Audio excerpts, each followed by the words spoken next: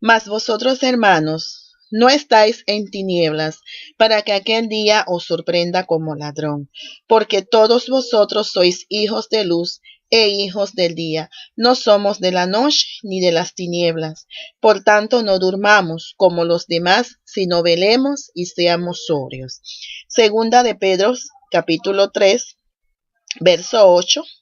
Mas, oh amados, no ignoréis esto, que para con el Señor un día es como 1000 años y 1000 años como un día. El Señor no retarda su promesa, según algunos la tienen por tardanza, sino que es paciente para con nosotros, no queriendo que ninguno perezca, sino que todos procedan al arrepentimiento. Pero el día del Señor vendrá como ladrón en la noche, en el cual los cielos pasarán con grandes estruendos, y los elementos ardiendo serán deshechos, y la tierra y las obras que en ella hay serán quemadas. Puesto que todas estas cosas han de ser deshechas, ¿cómo no debéis vosotros andar en santa y piadosa manera de vivir? Lucas 21:34. Y mirad por vosotros mismos que vuestros corazones no sean cargados de glotonerías y embriaguez y de los afanes de esta vida, y venga de repente sobre nosotros aquel día. Apocalipsis 3:3. Acuérdate pues de lo que has recibido y oído, y guarda, y arrepiéntete, pues si no velas, vendré sobre ti como ladrón, y no sabrás a qué hora vendré sobre ti. Apocalipsis 16:15. He aquí, yo vengo como ladrón. Bienaventurado el que vela y guarda sus ropas, para que no ande desnudo y vean su vergüenza. Romanos 13:11. Y esto, conociendo el tiempo, que es ya hora de levantarnos del sueño, porque ahora está más cerca de nosotros nuestra salvación que cuando creímos. Todos estos pasajes bíblicos nos dan una referencia en cuanto al tema que estamos tratando, en cuanto a la venida de Jesús y cómo la iglesia debe estar preparada. Lamentablemente esto no es así. Cuando yo veo a una iglesia fuerte, pujante, llena de poder, esta es la iglesia que nosotros le llamamos primitiva. Cuando Jesús los deja, los enseñó, por 3 años los instruyó, Jesús es muerto y Jesús resucita, y Jesús está hablando con sus discípulos, y en un momento Él asciende a los cielos, pero antes de ascender Él les dice que en la forma en que lo estaban viendo subir, de esa misma forma Él regresaría. Todas estas citas bíblicas, Jesús nos está hablando de su venida, como el caso de Segunda de Pedro. El día del Señor vendrá, dice más, oh amados, no ignoréis esto, que para con el Señor un día es como 1000 años y 1000 años como un día. Muchos piensan que Jesús olvidó la promesa. Lo que no se entiende o lo que no entienden a aquellas personas es que Jesús nos ama tanto que Él está permitiendo que nosotros procedamos al arrepentimiento. Porque dice en el 9 que el Señor no retarda su promesa. La gente piensa que Jesús se olvidó. Y el hecho de que Jesús se olvidó, entonces les da oportunidad o lugar para vivir una vida desordenada. Pero dice el 10, pero el día del Señor vendrá como ladrón en la noche. Cuando el ladrón llega, no avisa, ¿verdad? Él llega y cuando no ve a nadie, entonces él hurta. Pero dice la Escritura que el cielo pasará con grandes estruendos y los elementos ardientes serán deshechos, y la tierra y las obras que en ella hay serán quemadas. Y puesto que todas estas cosas han de ser deshechas, nos dice aquí, ¿cómo no debéis vosotros andar en santa y piadosa manera de vivir? Realmente nosotros como creyentes muchas veces nos hemos involucrado en las cosas de este mundo, porque se piensa o se cree que aquí en la tierra nosotros vamos a echar raíces, cuando la palabra nos dice que nuestra ciudadanía no es de esta tierra, sino que es de los cielos, y que Jesús murió, resucitó y fue a preparar lugar, y que cuando Él preparaba ese lugar, Él vendría por nosotros a recogernos. ¿Cómo deseara yo que nosotros pudiéramos ser esa iglesia fuerte, esa iglesia de poder, esa iglesia amorosa, esa iglesia llena de señales, esa iglesia con valentía, testificando, moviéndose, predicando, como dice la Escritura, tiempo y fuera de tiempo. Como yo en mi corazón deseo que eso sea así. Lamentablemente me ha tocado vivir una época en que no lo es. Una época en que la palabra de Dios se cumple, una época en que las profecías bíblicas descritas en la palabra de Dios por delante o delante de nuestros ojos se están cumpliendo. Pero a la vez de ver que la palabra de Dios se está cumpliendo delante de nuestros ojos y que estamos siendo testigos presenciales del cumplimiento de estas profecías, a la vez también con dolor miramos el enfriamiento de la cual también profetiza la palabra de Dios. La palabra de Dios profetiza que el amor se enfriará. Y no solamente vemos un amor enfriado en el mundo, sino un amor que se ha enfriado en la iglesia.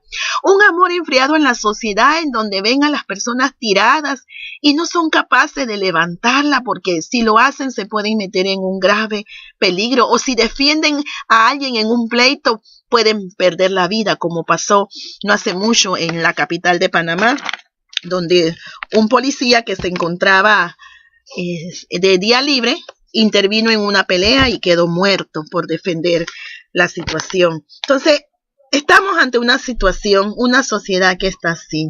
¿Cuánto en la iglesia no nos duele situaciones como estas? Pero la palabra dice, ¿verdad?, que el amor de muchos se va a enfriar.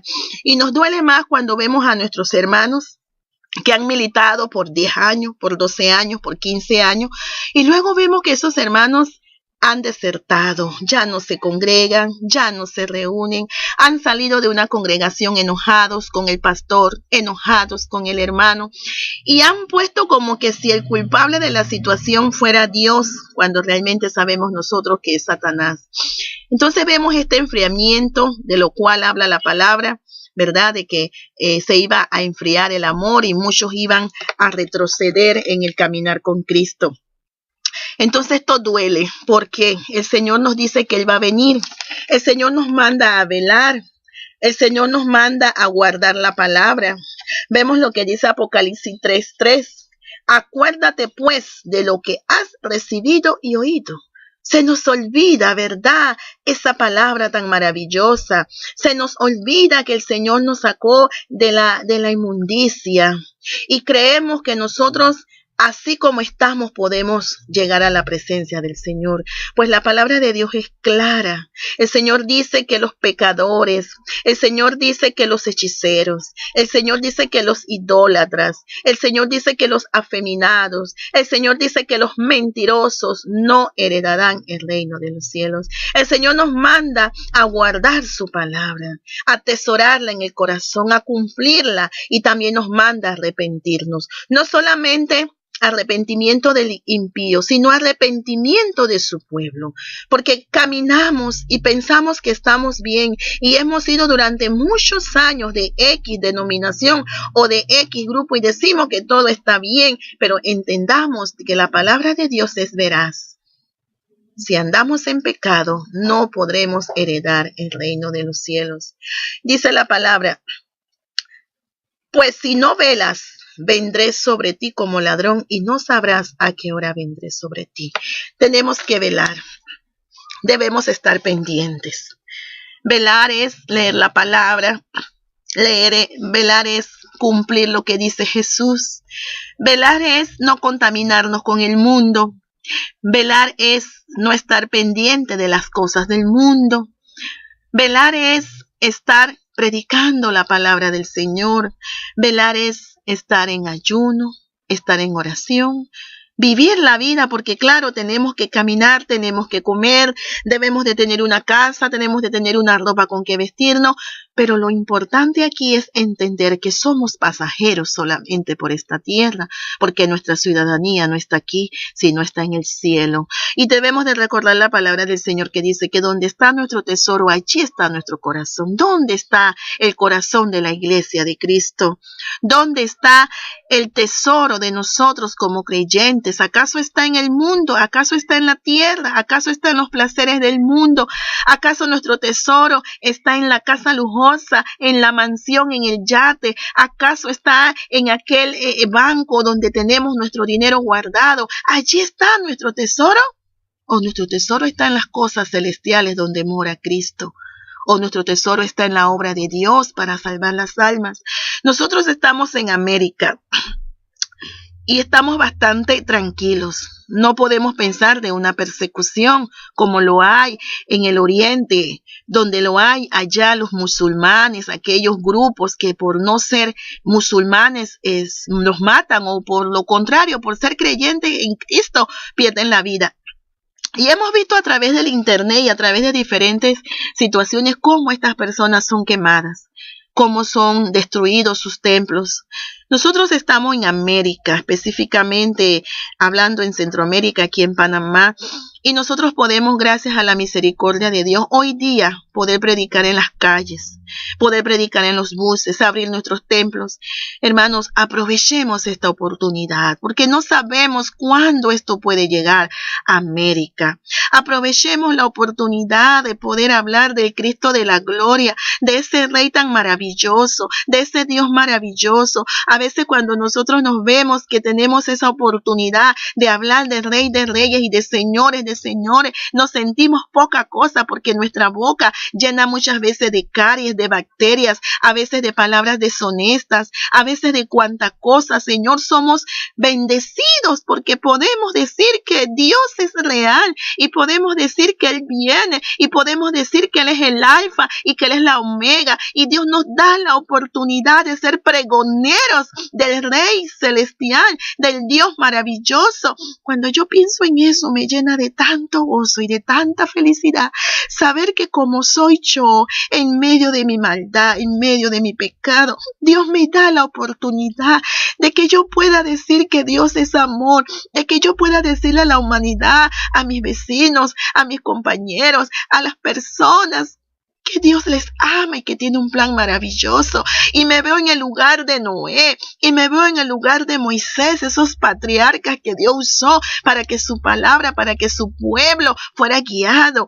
Y cuando yo veo la bendición que es poder abrir mi boca, o poder escribir a través del internet, o a través del Facebook, o cualquier red social, y poder manifestar con mi boca pecadora de que Dios es maravilloso y de que Dios nos ama, es el regalo más grande que yo puedo tener. Porque aún dicen las Escrituras que los ángeles desearán tener la oportunidad de pregonar a Cristo, pero la bendición de pregonar a Cristo se nos ha dado a nosotros, lo que hemos creído en Jesús. Tenemos que aprovechar esta oportunidad. No sabemos cuándo tendremos que escondernos. No sabemos cuándo tenemos que dar la vida porque nos puedan obligar a renegar el nombre de Cristo. Hermanos, yo pienso que la iglesia debe cambiar el rumbo para coger el rumbo que dejó Cristo. Cristo dejó una iglesia santa, pura, sin mancha, y es la que Él viene a buscar. No nos podemos engañar. La palabra no miente. No podemos pensar que yo puedo hacer misiones y yo puedo pastorear y yo puedo tener un ministerio y sin embargo tengo dificultad con mis hermanos. La palabra es clara cuando dice que cuando yo no perdono, soy como Caín, una asesina. Y da dolor pensar que existen muchos asesinos dentro de nuestras congregaciones porque, como dice la Escritura, por el hecho solo de no perdonar ya me convierto en un asesino. Jesús viene a buscar a una iglesia pura, a una novia con un traje blanco y resplandeciente. Jesús viene a buscar a personas íntegras que tengan evidencia de que han cambiado y que sus frutos hablen por ellos. Jesús viene a buscar a una iglesia victoriosa y a una novia blanca y resplandeciente, porque si no estamos en condición de ser una novia blanca y resplandeciente, no podremos viajar con el novio al lugar donde Él está preparando para ella. Hermanos, debemos de cambiar. Los afanes de este mundo no nos pueden apartar del amor de Cristo. El Señor dice en su palabra que nada nos podrá separar del amor de Él, ni tribulación, ni enfermedad, ni muerte, ni vida, ni lo presente, ni lo porvenir, ni ninguna cosa creada. Y las cosas materiales que nos rodean son cosas creadas. Aún las cosas materiales no deben de ser obstáculo para que nosotros miremos al Rey de Reyes y al Señor de Señores. Pero los afanes del mundo nos apartan. El deseo por las cosas que nos rodean, el dinero, la avaricia, todo eso nos aparta del amor de Cristo. Si nosotros realmente hemos conocido a Jesús como nuestro Señor y Salvador, debemos de tener la mirada puesta en Él, el autor y consumador de todo. Y debemos de velar, debemos de pararnos firme, debemos de ayunar, debemos de adorarle, debemos de pregonar su palabra que da vida eterna. Porque dice la palabra que el que tiene al Hijo tiene la vida. El que no tiene al Hijo no tiene la vida. Por tanto, dice la palabra, no durmamos como los demás, sino velemos y seamos sobrios. Debemos de dejar estar adormecidos. Debemos de levantarnos. Y si estamos caminando mal, como lo hemos visto y lo he manifestado a través de esta reflexión, entonces la iglesia debe tomar la decisión de arrepentirse de sus pecados y de hacer la palabra del Señor, guardar la palabra del Señor, porque dice que, y arrepiéntete, pues si no velas, vendré sobre ti como ladrón, y no sabrás a qué hora vendré sobre ti. Esto nos lo deja el Señor en Apocalipsis 3:3, manifestándonos que nosotros debemos de arrepentirnos de nuestra maldad y que debemos de velar, estar pendiente en oración, en amor fraternal y hacer la palabra de Dios para que este mundo conozca que Cristo es real y que lo que Él dijo lo va a cumplir. Amigo que me escuchas, pareciera un cuento. Yo deseara que fuera un cuento, porque pensar que es un cuento da a entender que muchos que están en condición de ir al infierno no irían. Y muchos que están en condición de ir al cielo tampoco irían. En pocas palabras, ni para bien ni para mal. Pero no es así. Hay un cielo y hay un infierno. No es un cuento de hadas, ni es un cuento macabro. Es la realidad. Cada vez que yo veo la palabra de Dios y veo lo que Él escribió a través de su Espíritu, usando a hombres santos, y yo veo que se cumple la palabra en mi tiempo, en mi día, hoy, hoy, el mes de agosto del 2014, yo digo, verdaderamente Dios existe. Verdaderamente Dios va a cumplir su palabra. Si Dios cumplió y acabó en el diluvio con casi una generación, si Dios acabó con Sodoma y Gomorra, no tenga duda que de la misma forma Él va a acabar con el impío. El impío, el que no le conoce, el impío que no quiere saber de Él, el impío que no viene a sus pies, el impío que practica el pecado. Verdaderamente Jesús va a cumplir su palabra. Él no se arrepintió de anegar al mundo en agua y tampoco se arrepintió del fuego que vino sobre Sodoma y Gomorra. De la misma forma, el Señor ha dado una oportunidad y esa oportunidad está en su Hijo Jesucristo.